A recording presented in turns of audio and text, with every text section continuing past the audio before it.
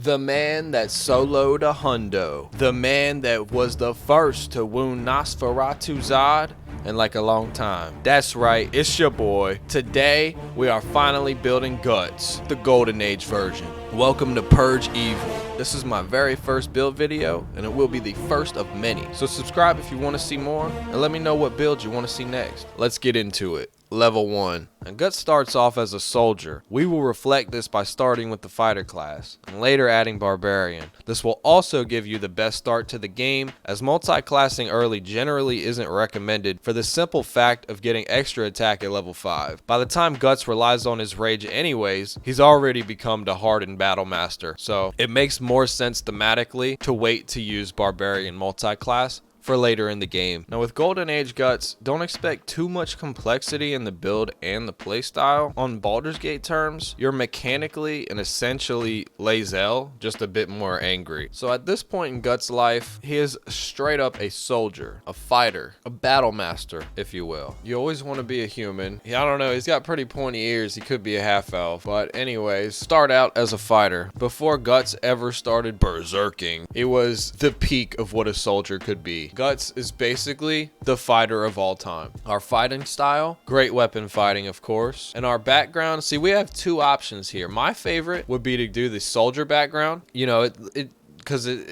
or we could do Outlander. I like Outlander because, you know, you grew up in the wilds, learning to survive far from the comforts of civilization. Surviving unusual hazards of the wild will enhance your prowess and understanding, which does also fit very well, you know? He never lived in a city. He never had a real family. So we could either go Outlander or Soldier. For min-max purposes, I would go Soldier. Now, abilities. First off, let's clear this. And we want to boost our strength all the way to 16. We want our dexterity at 14. You know, strength, obviously Guts is a big, brooding, hulking man. Dexterity, he's still got the moves. And constitution, we want this at 16, obviously, because Guts never dies. Intelligence is 8 because Guts don't read books. Wisdom could be 12 because he has a lot of experience. Charisma at 8 because he is always brooding. Skill proficiencies. Okay, we have a few different things to use here. Now, for min-max purposes, what I would do, because Guts is going to be a pretty difficult face of the party if that's what you're trying to do, because he has no charisma, right? So, perception, insight, and put the next one,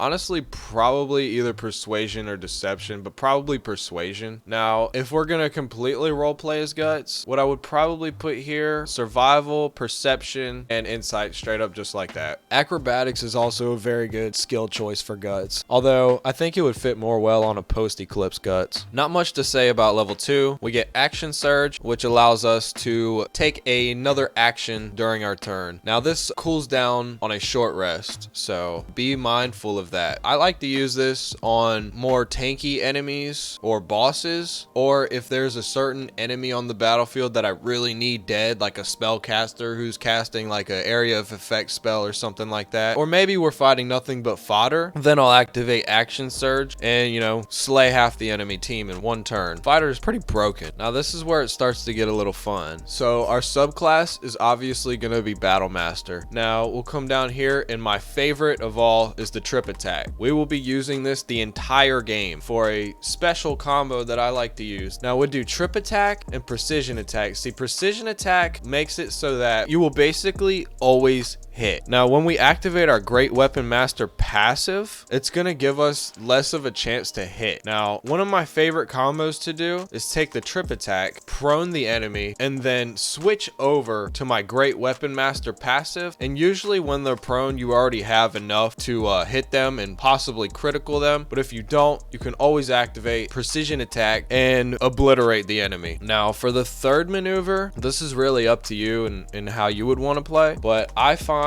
that menacing attack or disarming attack are the best to use in the early game. For this build, I will be using menacing attack. Level 4, we get our first feat at level 4. Now you got two choices here. You have ability improvement, which I would put strength to 18 if you go that route. You could go the other route, which is what I'm gonna do, Great Weapon Weapon Master. This is the bread and butter of completely just annihilating your foes. Now level 5, we get our extra attack. Now we can make 3 attacks in one turn. And then if you get a crit, you get the extra bonus attack from the Great Weapon Master. Level 6, we will get our next feat. What I would recommend is boosting your strength to 18 at level 6. Boom. As you can see, this build is pretty straightforward so far, which is to be expected. The Fighter and Barbarian are both very straightforward in terms of playstyle and complexity, but when you combine the two with just the right tweaks, you literally become guts. Level 7, you get another superiority dice, and you also get 2 more maneuvers, right? This is where you can deviate from the original path and multi-class into Barbarian. Although I would suggest waiting until level 9 to multi-class,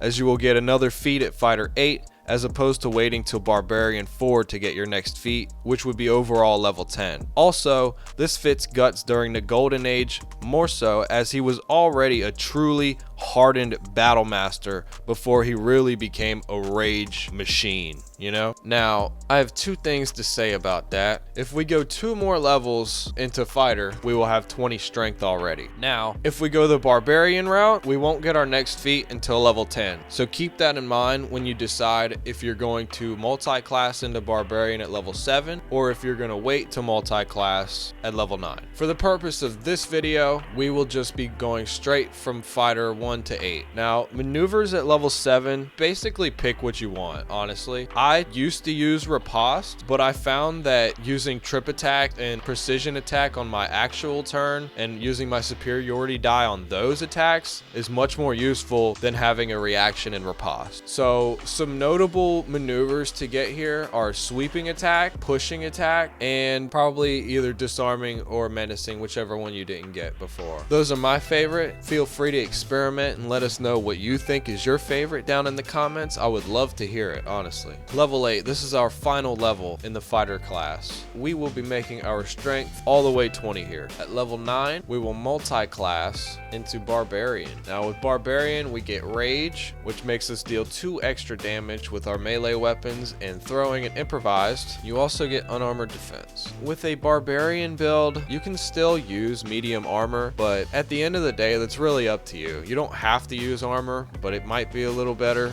in some situations. Honestly, it really doesn't matter once you have the Barbarian multi-class if you wear armor or not. So do with that what you will. Okay, now we are at level 10 and we are about to hit Barbarian 2. Now at Barbarian 2 we get Danger Sense. We also get Reckless Attack, which also helps us ensure that we don't miss any more attacks. It'll be very rare that you miss. Okay, now at level 3 Barbarian, this is where we get to select our subclass.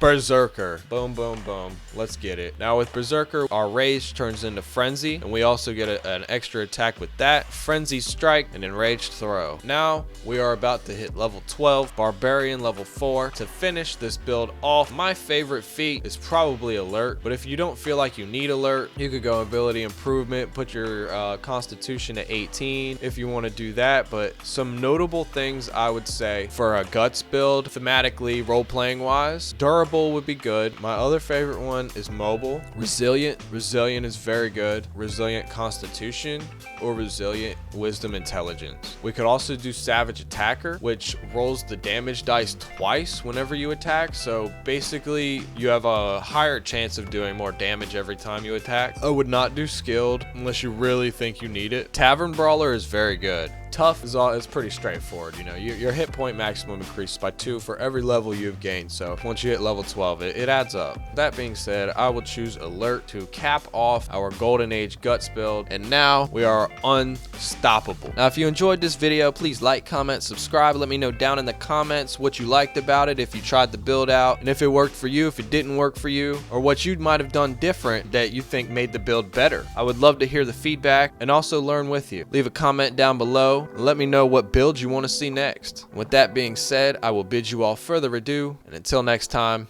purge evil. Crown in my palm, but I ain't put it on yet. Crown in my palm, but I ain't put it on yet. Crown in my palm, but I ain't put it on yet. Crown in my palm, but I ain't put it on yet.